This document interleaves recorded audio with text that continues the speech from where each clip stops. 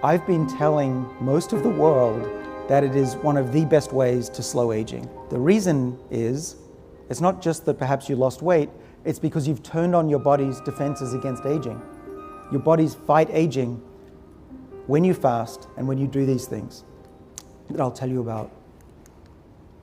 The other thing that we discovered in my lab is that plants make chemicals that turn on the body's defenses against aging, just like fasting does. They turn on the NAD production, and they also turn on the SIRT1 protection, and they stabilize the epigenome. Plants, when they are stressed, make xenohermetic molecules. And you can find these molecules, for example, in olive oil and in very colorful vegetables. When plants experience trouble, adversity, they make these survival molecules that when we eat them, we sense that there's a danger and our bodies fight against aging and disease. So here's one other take-home lesson. You want to put your body in adversity mode. Not too much, you don't want to hurt yourself, but today's lifestyle is too easy, right? Even our suitcases have wheels on them. This is a problem because it tells our body, don't bother fighting aging. Everything's great. Lots of food. We don't need to run. It's all good. We don't even experience a lot of temperature changes anymore. So we need to go back to how we used to live. So what I recommend is not to eat 3 big meals a day because the body gets used to it, thinks that it doesn't need to survive. Exercise and stretch. The reason exercise works is because it makes the body fight against aging.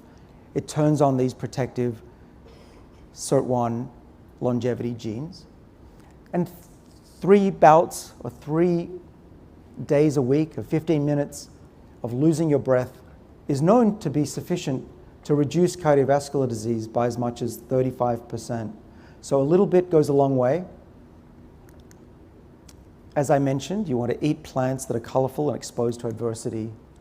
And what's very important, which is not typically done in most countries, though the UAE is the leader, is you want to measure things. Because if you don't measure things, you're blind.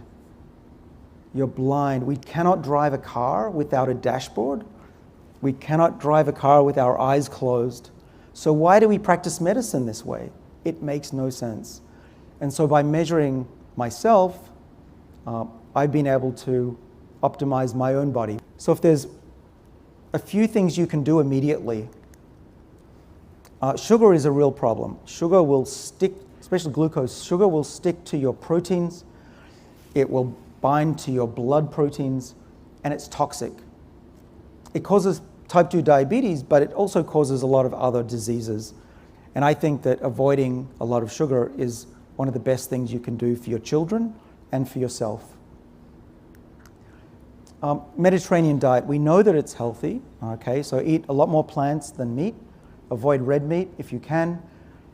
Doesn't hurt if you eat it occasionally. The reason is that if the body has a lot of protein, it may grow fast and you will get muscle slightly quicker, but it will not fight aging.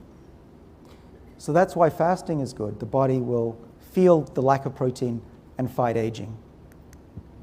Try not to snack. Let your body rest from food. And if you feel like you need to drink or eat something, have a tea, have a coffee. That's okay. Always be active. Move. I mean, you can see I'm moving all the time. I try to. Sitting is as bad as smoking for longevity. So you could get a standing desk if you need to work, walk a little, go upstairs if you can. And maintain your muscle mass, especially for men. We lose about 1% of our muscle mass every year over the age of 40.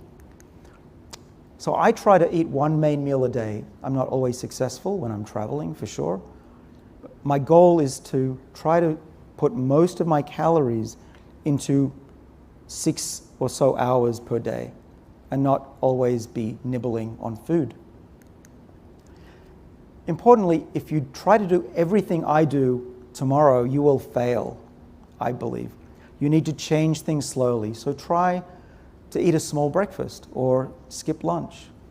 or try to walk more. These small changes will eventually compound, and you can get up to 15 years of extra life just by doing these simple things.